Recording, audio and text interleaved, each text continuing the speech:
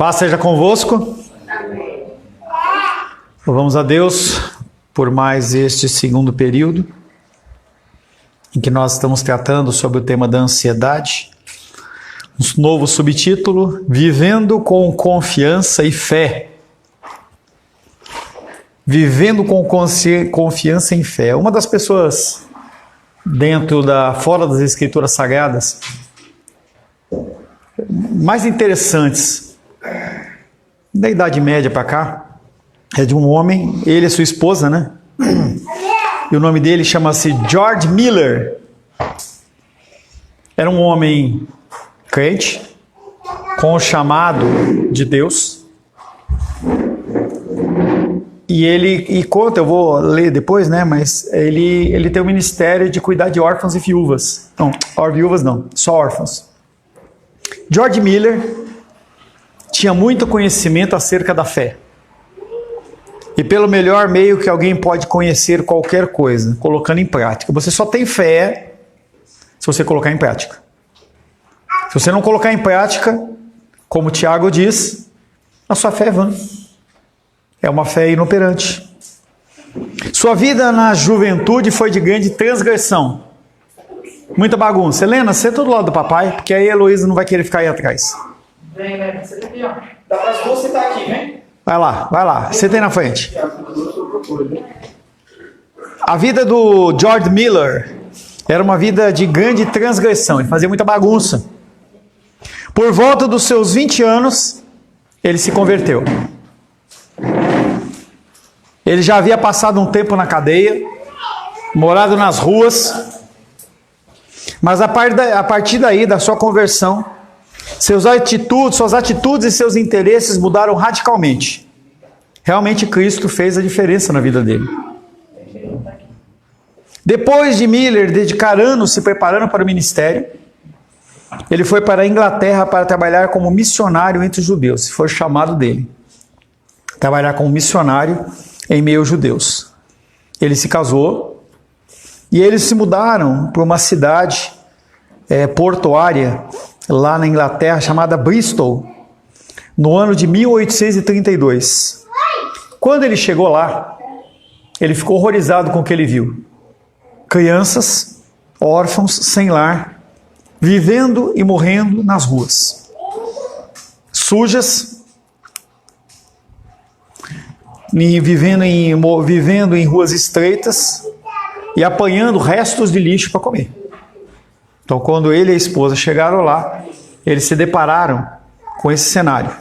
Heloísa, Heloísa, silêncio.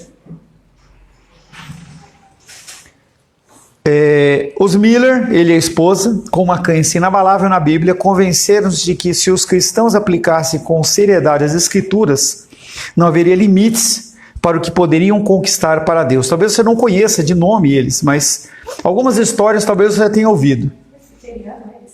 Não lembro. E a história conta, algumas histórias dele, que alguma delas você deve ter ouvido.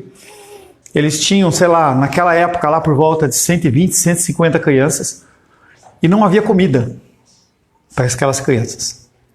Ele trocou as crianças, colocou em volta de uma grande mesa, e eles começaram a orar, agradecendo o alimento. Você conhece? E aí, o que aconteceu?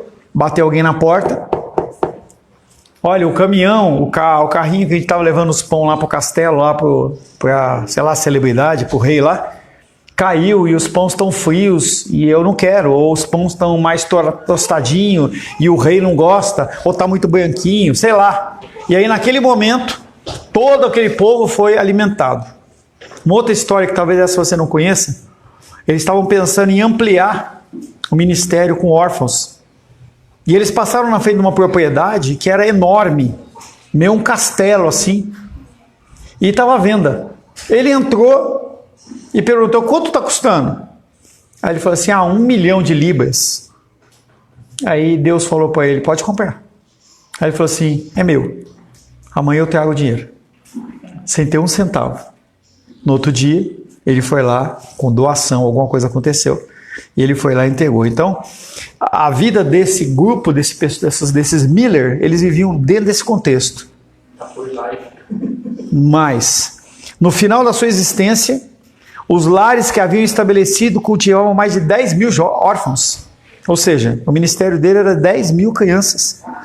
Diferente de muitos hoje que dizem viver pela fé, Miller e sua esposa nunca falaram para qualquer pessoa das suas necessidades.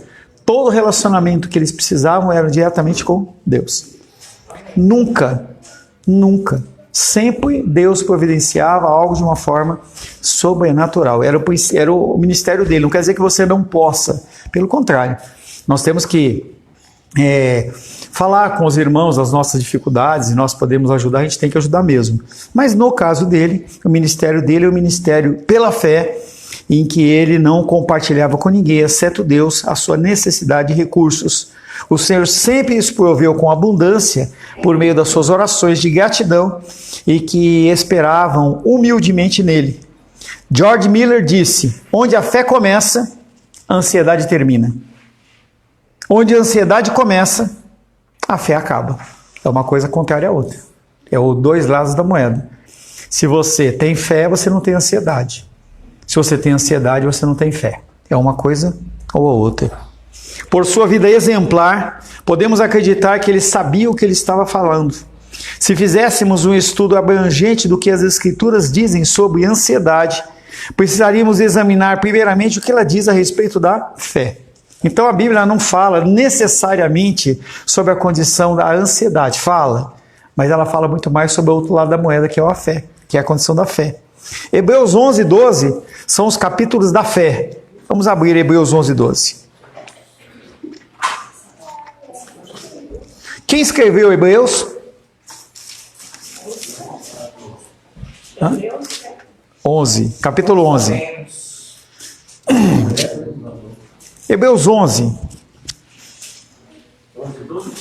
Não, 11, capítulo 11. São 2 capítulos, nós não vamos ler tudo não, tá? Hebreus, eu vou ler, capítulo 11.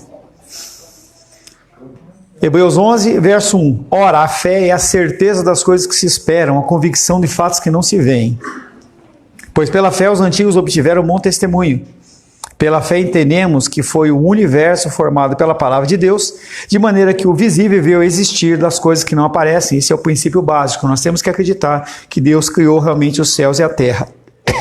E aí ele vem discorrendo de exemplos de pessoas da fé, do verso 4 em diante. Depois, do verso 8, ele vem falando sobre a condição da ação dos patriarcas. A partir do 23, ele começa a falar sobre a ação de Moisés. Depois ele fala, a partir do verso 30, os cristãos, eles já tendo tomado a terra de Canaã como a terra deles. E no verso 12, ele vem trazendo o contexto de nós olharmos para Cristo como exemplo da nossa fé. Então deixa aberto em Hebreus aí. O capítulo 11 apresenta uma definição geral da fé e muitos exemplos do Antigo Testamento. Fé é algo que você não vê, mas você acredita que existe. Você acredita que existe. Então você, numa medida em menor monta, você vem para a igreja, você tem fé. Deixa esse barulho aí. Você tem fé que o quê? A igreja vai estar aberta. Que alguém vai chegar antes. Porque se esperar o Alice e o Felipe para trazer a chave para abrir a igreja, aí lascou. Entendeu? Mas vamos lá. Como notamos em relação a Jó, alguém trouxe, né? Glória a Deus. A Diene foi lá buscar, já que os meus queridos não se lembraram de trazer flores, provavelmente porque não havia flores nas lojas, né? Eu entendo que deve ser isso, né? O capítulo 11 apresenta uma definição geral da fé e muitos exemplos do Antigo Testamento. Como notamos em relação a Jó, no capítulo anterior, no tema anterior, Deus nos supre com exemplos do passado, de modo que possamos ser incentivados a ter esperança, quando vimos como essas pessoas reais foram capazes de controlar as suas ansiedades. O 11 fala de uma maneira geral e cita exemplos. Capítulo 12 de Hebreus reúne os princípios da vida pela fé. Como veremos, há muito mais na fé do que uma visão do que a limita ao modo como uma pessoa lida com as finanças. Normalmente, quando a gente pensa em fé, a gente acaba lidando com ou alinhando com finanças, e não são apenas finanças. Finanças, elas fazem parte, a nossa provisão financeira, ela faz parte do contexto da fé. Ponha de lado qualquer dificuldade. O autor de Hebreus nos recomendou Hebreus 12:1. Vamos lá de novo. Hebreus 12:1.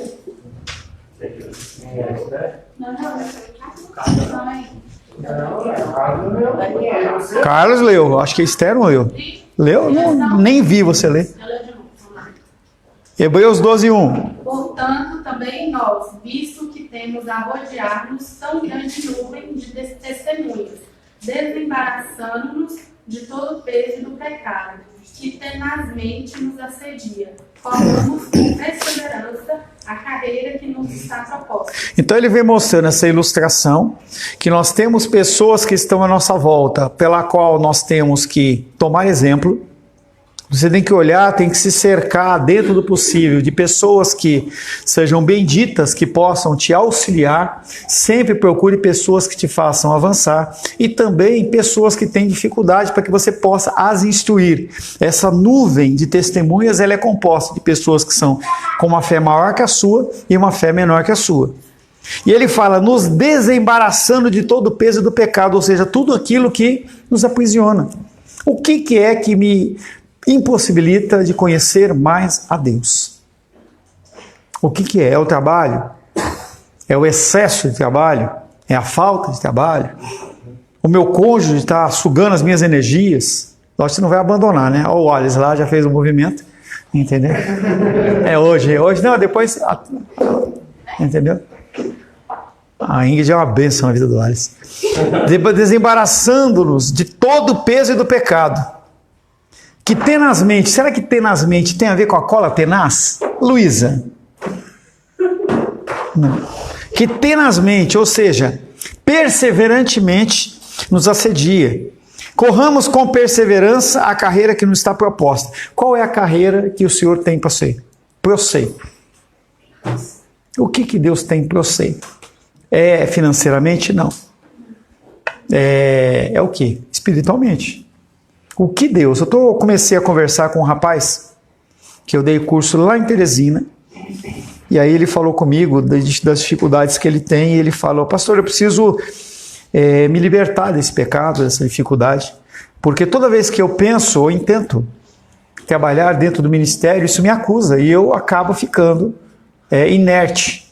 Ou seja, esse pecado, em que ele, muito tempo, ele vem lutando contra esse pecado e não consegue, vem impedindo com que ele corra a carreira que está proposta a ele. Capítulo 2 de Hebreus reúne os princípios da fé. Há muito mais de fé do que uma visão a respeito de finanças. Quando você começou a aprender a correr, logo descobriu que tem de correr sem pesos. Então, normalmente, quando a pessoa ela vai correr em provas oficiais, ela não corre com peso, ela pode correr antes, no sentido de criar uma musculatura maior. Mas o objetivo é você correr sem pesos. Quanto mais leve o carro está, mais ele corre.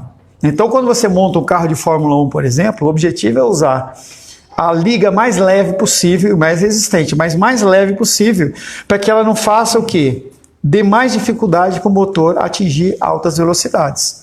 Então você tem que ter um carro mais leve, mais aerodinâmico, mais equilibrado, para que você possa correr cada vez mais rápido. Você pode treinar com uma vestimenta grossa e com pesos amarrados, mas precisa retirá-los antes de chegar às barreiras. O verdadeiro corredor se livra do peso e corre com o mínimo de roupa. De modo semelhante, na corrida da fé, precisamos afastar qualquer coisa que nos mantenha atrás e longe do nosso Senhor. Muitas coisas podem nos impedir de correr e dificultar a nossa vida cristã. Entre elas, materialismo. O que é o materialismo? É você querer mais e mais bens. A minha galera querida e amada das flores, elas têm avidamente a necessidade de ter um iPhone 12, 13, 14, 15, 16, 17, 18, 19, 20, Pro Max, Hiper Max, hiperbólica, entendeu? Porque se eu tiver um iPhone 13, eu não consigo tirar a foto necessária. Não consigo. É sempre assim. Eu preciso. Eita, passarinhos deram com cara no vidro. Morreu não. Não, calma, gente. Deixa o passarinho se levantar, ele só ficou tonto. Senta aí, senta. Volta. Deixa o passarinho lá, ele só enfiou a cara no vidro. Tá? É que nem você quando você enfia a cara no vidro. Pronto. Ressuscitou ele? Ressuscitou ele? Foi, beleza. Viu? Exatamente, entendeu? Exatamente. Tá aí, ó. Uma prova prática. Entendeu? Muitas coisas podem nos impedir de correr. Então, materialismo. Bens. As pessoas precisam ter. E aí eu não estou analisando aspecto técnico, né? Que se eu for falar sobre isso com o Felipe, se eu der uma parte para ele, ele vai mostrar as 10 características mais, entendeu? Para você ter o Pro Max, entendeu? Que mostra a foto, não sei das quantas, porque tem que ser uma foto perfeita. Imagina se o cara, ele expandir 500 vezes para ver a florzinha, né? Se ele não vai conseguir ver aquilo lá. Mas tudo bem. Materialismo. É necessário? Beleza. A grande massa... não especialmente em relação às pessoas das flores, a grande massa das pessoas, ela compra porque ela precisa ter o outro. Aí pega e coloca uma capinha em que a pessoa não sabe se é o que é, não é? Materialismo, imoralidade sexual.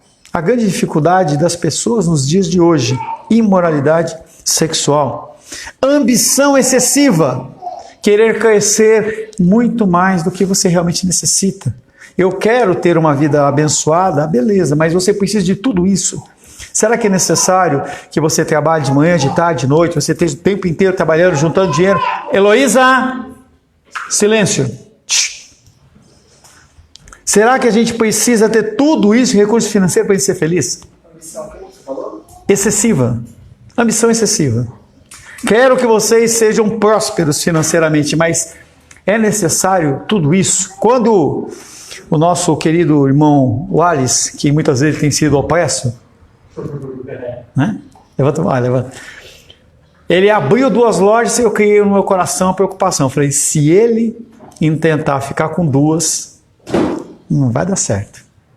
Porque é mais do que ele pode lhe dar. E aí eu comecei a ver a Ingrid faltando na reunião, na leitura, porque estava cansado. Eu falei assim, olha o sinal. Aí decidiram finalizar. Tudo bem, graças a Deus. Mas e se tentasse, quero ficar, quero fazer mais. Poderia claramente falar, por exemplo, sobre o nosso querido, amado irmão André, entendeu? Poxa, eu preciso ter um caminhão, eu preciso ter 2, eu preciso ter 3, eu preciso ter 4, eu preciso ter 5, eu preciso ter 6, eu preciso ter 7, eu preciso ter 10, eu preciso ter 50. Gente, isso não tem fim. É necessário realmente? Será que essa preocupação, essa ambição excessiva, ela é necessária, mas é algo que é comum e normal dentro da sociedade. A sociedade fala, sim, você tem que ter. Se você viaja com frequência em avião, e graças a Deus eu estou acabando, exceto amanhã que eu vou viajar minha mamãe, esse semestre aí foi um semestre de, sei lá, um monte de viagem, tá louco, cansei. Mas aí a pessoa começa, não, agora não serve mais eu ter um voo normal, eu preciso estar na primeira classe, aí depois disso eu quero ter o meu próprio avião. As pessoas, elas precisam sempre estar querendo um crescimento maior. Provavelmente uma das coisas que o escritor de Hebreus tinha em mente era a legalidade. O que é a legalidade? A legalidade é a condição de você partir de textos da Bíblia Sagrada, no caso daqui de Hebreus, da Bíblia Sagrada, e você usar aquilo como um princípio que você tem que agir daquela maneira, de uma maneira rígida. Por exemplo, olho por olho, dente por dente. Se a pessoa fez isso comigo, ela vai pagar. Então a pessoa, ela não interpreta segundo o Espírito, ela vai interpretar segundo o seu próprio coração. Ele, autor dos Hebreus, estava escrevendo para uma audiência predominantemente judia, que se debatia com esse ponto. Que ponto? Eu tenho que ser cristão, mas eu tenho que manter a circuncisão. Eu sou cristão, mas eu tenho que guardar o sábado. Eu tenho que ser cristão, mas eu tenho que levar ofertas lá no tabernáculo, lá no templo. Eles estavam tentando participar da corrida com todas as cerimônias rituais judaicos. Então eles queriam ser cristãos, eram chamados a uma carreira proposta para que eles pudessem correr uma nova carreira, mas eles tinham uma série de fardos. A gente vê muita igreja com esse tipo de problema. Em que a igreja vai lá e fala assim, agora é o feriado do dia do perdão. Aí todo mundo tem que ter o candelabro de judaico, tem que ter a bandeira de Israel. Tinha um rapaz que era o nosso querido Sebastião, e aí ele trouxe uma bandeira de Israel todo feliz, como se eu fosse colocar na parede. Eu falei, eu vou colocar isso na parede. Não tem a ver. Porque você começa a estabelecer elementos. Ah, você só pode pegar de terno, você tem que ter o cabelo desse jeito. Você começa a trazer um monte de coisas que fazem com que a pessoa ela fique o quê? Pesada. É difícil viver um cristianismo como esses autores, esse autor de Hebreus alcançava os judeus, em que eles queriam continuar sendo cristãos, mas com os elementos judaicos. Em essência, o autor disse, livrem-se de tudo isso e corram a corrida de fé. Vivam pela fé e não pelas obras. Muitos cristãos ainda vivem pelas obras. Aí a gente tem extremos. Aqueles que vivem apenas pelas obras e acham que essas obras... Está procurando você ali, Wallace. Não, ele está meio tonto ali. Entendeu? Você que não sabe, veio dois passarinhos, um perseguindo o outro em alta velocidade, e aí um se desviou do vidro, o outro não veio, pá! Aí o Wallace, ele se levantou com a sua armadura brilhante e correu até o passarinho em que estava com as suas garras presas no metal ali, e ele pôde libertar aquela ave silvestre. Resumindo isso. E aí o passarinho voltou agora, tá? Só para você entender o que está acontecendo. Brevemente, né, a história, né? Ela foi muito mais complexa que isso. Em essência, o autor disse, livrem-se de tudo isso e corram a corrida de fé. Muitos cristãos ainda vivem pelas obras e são extremos. Ou eu faço só obras, ou eu só tenho fé. E aí a gente tenta trazer esse equilíbrio. Então, quando eu falo da flor, é obra. Quando eu falo para você trazer o alimento para a favela, obras. Mas você tem que fazer isso não é porque eu estou falando, é porque eu vou te perseguir, que nem eu persigo a Esther. É porque você tem que ser motivado no seu coração em que aquilo é a coisa certa a fazer. Não adianta eu colocar lá, Ingrid, lembra de trazer lá, ela pode até trazer, fala, poxa, o pastor Paulo mandou um recado verbal para mim, para que eu trouxesse, se eu não trouxer, eu vou estar desobediente. E não é o objetivo. O objetivo é que as pessoas elas entendam. Talvez na próxima geração da Igreja Cristã Semente de Vida, vocês tenham a consciência de que tem pessoas que precisam comer, e você vai olhar para a tua despensa e falar, poxa, eu posso pegar um saquinho aqui e colocar aqui na cestinha para ajudar e abençoar pessoas. Talvez, né? Creem que se fizerem coisas certas, Deus é obrigado a manter o mesmo tipo de aprovação e dizer, isso é magnífico. Você foi ao estudo bíblico? Dedicou um bom tempo à leitura e reflexão da palavra, fez algo de bom para o seu vizinho, foi para a igreja, então Deus vai olhar e falar assim, nossa, o Carlos é demais, realmente ele é, né? Mas o Carlos, ele é demais, você entendeu? Ele me chamou para ir na casa dele, tá? E ele, você disse que foi ele. Só vai voltar atrás, entendeu? É ele que falou, entendeu?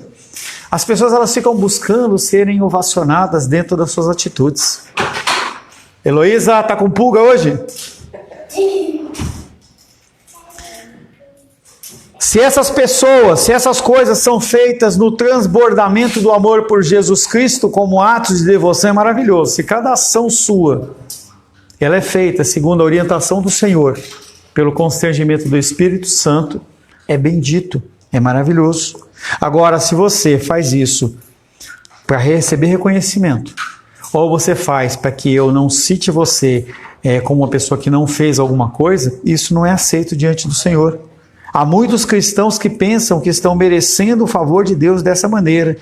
Em vez de legalidade judaica, trata-se de legalidade cristã, que é a mesma coisa do que acontecia dentro do livro de Hebreus. Outro peso ou pecado que tão facilmente nos embaraça é a dúvida. Será? Será que Deus ele realmente está nesse negócio? Será que Deus ele vai fazer? Isso aí é uma coisa que me assedia no coração. Eu confessei a vocês que na semana que eu voltei do Maranhão e eu dei aula lá para 67 pessoas, que eu cheguei que tinha 3, meu coração ele ficou turbado. E aí o que acontece? Eu comecei a trabalhar aquilo no meu coração, trabalhar e tentar de alguma maneira mudar isso. E aí eu estava ontem preparando lá a palavra, E aí eu vi que a Vânia viajou, o Nicolas viajou, a Aisla viajou. Eu não conseguia falar com o André. Eu falei, pronto, o povo não vai para a igreja. Eu acordei hoje, era 4 horas da manhã, com uma mantinha, estava parecendo que estava uns 80 graus aquilo ali.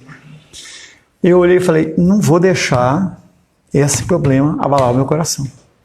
Levantei, fui orar ao Senhor, buscando a Deus, e meu coração ele foi se acalmando, exatamente em cima da palavra que nós estamos vivendo.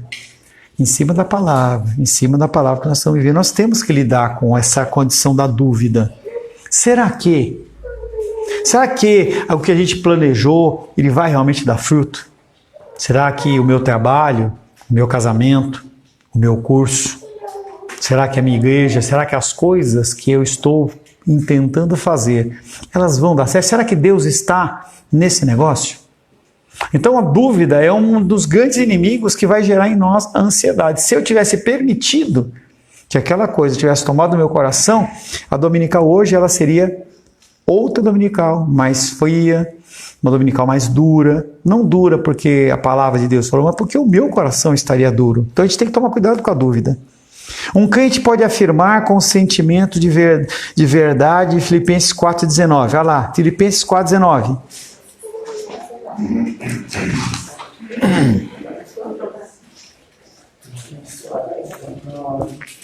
Filipenses capítulo 4, verso 19.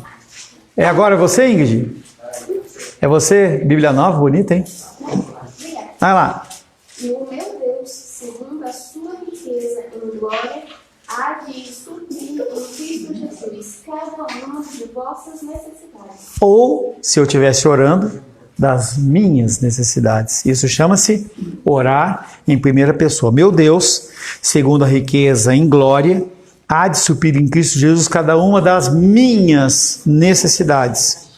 Porém, se você se torna cheio de ansiedade quando surge uma dificuldade financeira, outros dirão para você, ué, Ingrid, você não estava tão confiante nesse Deus que provê as suas necessidades? Não é você que propagava que Deus ia suprir as necessidades? Onde está o Deus que você serve? Entendeu? E nós passamos isso. As pessoas podem até não falar, mas elas pensam. Onde está essa fé toda? Ah, não era a pessoa que era cheia de fé e agora, porque está com essa dificuldade, está com esse problema, está pensando dessa forma? Helena, você já é grande, você tinha que estar prestando atenção, não brincando com o copo. A Heloísa é pequenininha, mas você é grande, tá? Nós, ora, acreditamos que Ele fará e ora não, independente do que dissermos. Nossas ações revelam em quem realmente cremos. Quando nos angustiamos, estamos duvidando de que Deus possa manter suas promessas e isso desonra o Senhor. Quando você não confia em Deus, você está dizendo para Ele que Ele não tem autoridade, não tem poder. Eu vi não sei se está aqui nesse texto, eu não sei onde eu li, em que todo mundo acredita que Deus criou os céus e terra? Sim ou não? Não. Você não acredita? Não, estou dizendo todos. Ixi, viu? Você viu, né? Não, tudo bem. Não, todo mundo. Não esquenta não, André. Amanhã a gente trabalha. A gente se encontra e a gente conversa. O meu irmão acabou de confessar a falta de fé, a gente não pode ser duro com o nosso irmão. Tudo bem. Todo mundo. Eu fiz assim, ó. Todos nós. Todo mundo. Já falou todo mundo. Você viu como é a coisa? Quando o coração se entrega. Tudo bem. Irmão, fique em paz. Fique em paz. Fique em paz, fique em paz, fique em paz. O caminhão está quase pronto, vai ficar bonzinho, fique em paz. Tá? Voltando. Ó. Todos nós, nesse dia 6 de julho de 2025, que se encontram citos na Igreja Cristã Semente de Vida, entendeu? Nesta manhã, às 11h15, creem que Cristo criou, que Deus criou os céus e a terra? Amém. Aê, viu? Desculpa, Dé, eu não tinha especificado. Já foi fácil. Desculpa.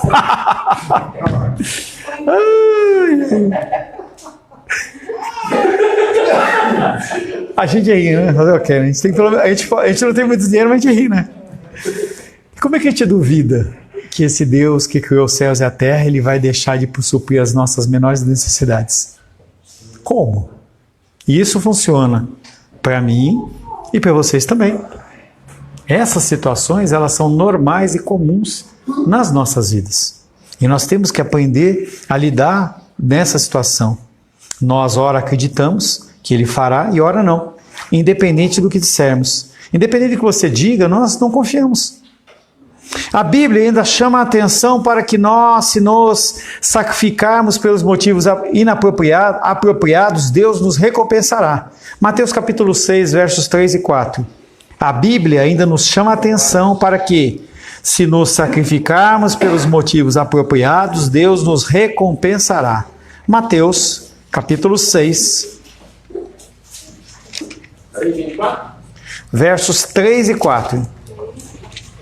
Tu, porém, ao dares a esmola, ignore a tua mão esquerda o que faz a tua mão direita, para que a tua esmola fique em secreto, e teu Pai que vê em secreto te recompensará. Quando você entrega uma oferta ao Senhor, que pode ser recurso financeiro, bens ou o seu tempo, e a motivação do seu coração é glorificar o Senhor, Ele traz recompensa sobre a sua vida. Que é o que as pessoas elas distorcem, fazendo com que você doe para receber.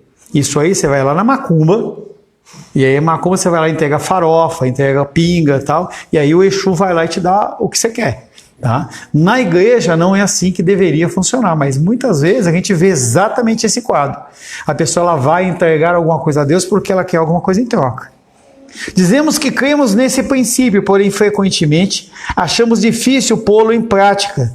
Para sermos honestos, muitos de nós devem admitir que não cremos em Deus tanto quanto afirmamos. Qual é a nossa proteção contra a dúvida? Efésios capítulo 6, verso 16.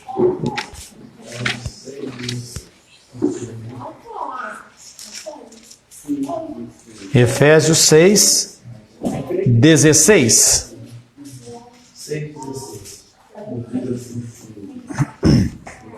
Embraçando sempre o escudo da fé, com o qual podeis apagar todos os dardos inflamados do maligno. Ô, Daniel, fica em pé.